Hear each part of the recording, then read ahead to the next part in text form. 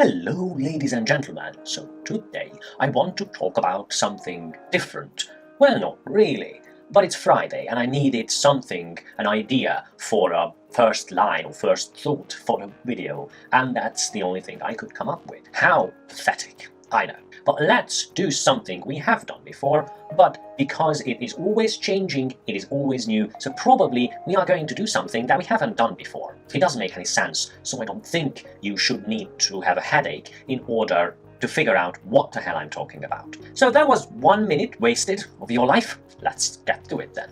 Today we have an empty canvas, and this is not something that's new, but of course it is always hard. So let's figure out what we want to write, or what I want to write. Well, I definitely want to incorporate this into the sentence, so let's figure out what this would be. So morning is definitely reggel in Hungarian. That's not new. After, that usually means something after something, so után. The problem with that is absolutely simple. It doesn't make sense in Hungarian. No sense at all. So I guess with that I kind of secured my place in your life, because you definitely need me to tell you how this would make sense in Hungarian. But first of all, let's analyze what this English expression is trying to tell us. Well, it is pretty simple. There is a specific morning in time, and we are talking about the morning after that. Or I guess it doesn't have to be a specific morning, now come to think of it. It can be an evening or something like that, but we are definitely talking about a set point in time, and what we want to say happens in the following morning. And following might be a clue for what we need to do. Let's figure out what following means in Hungarian. Oh well, that's yeah, that makes sense. Now, of course, we can drop this, although it is possible to use után, but that's for another time. Right, so the following morning does make sense in Hungarian, except we need the because even in English we would say the. However, this is a point in time. On this morning, we tend to do something, so that means we need to conjugate it. And there you have it. That is the way to figure out an expression that makes sense in English, but doesn't in Hungarian. And from now on comes the easy part. What should we do the following morning? Well, assuming that there was a concert, for instance, the night before, we could technically walk home if it's nearby. How would we do that? Well, for that, we'd have to remember that we definitely need the noun version of this, and we definitely need something that would mean to home, though that doesn't make much sense in English.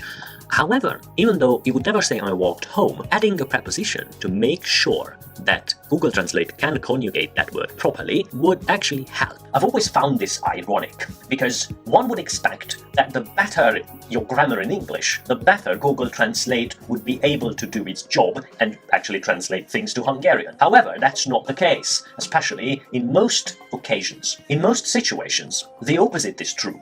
The idea is that you need to add extra information, however grammatically incorrect it is, and then Google Translate will have a better idea about what sort of attachment it should use when it comes to the word. Right, now, because Hungarian does not define a specific order of expressions, I'd assume that this one is the most important at this point, and then the place, and all we have to do now is to actually figure out how to say to go in past tense, properly conjugated, ending up with a translation of I went. Well, that was easy.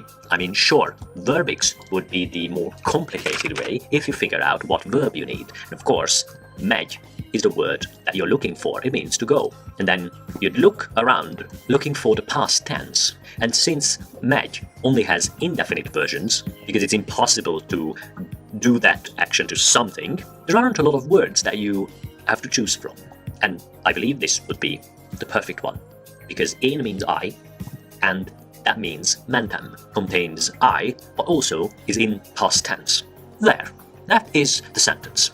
Now, there is no definite or perfect way of coming up with sentences in Hungarian. All I can do is show you how I would do it, and hope that you will find some interesting techniques in there. And I guess that would make watching it worthwhile. Well, this was a long week, and I'm pretty sure that every one of us is waiting for the weekend to start, and it's almost here. And I don't want to delay it any longer. So thanks for watching, go check out the document, and remember, questions are always welcome. Bye bye.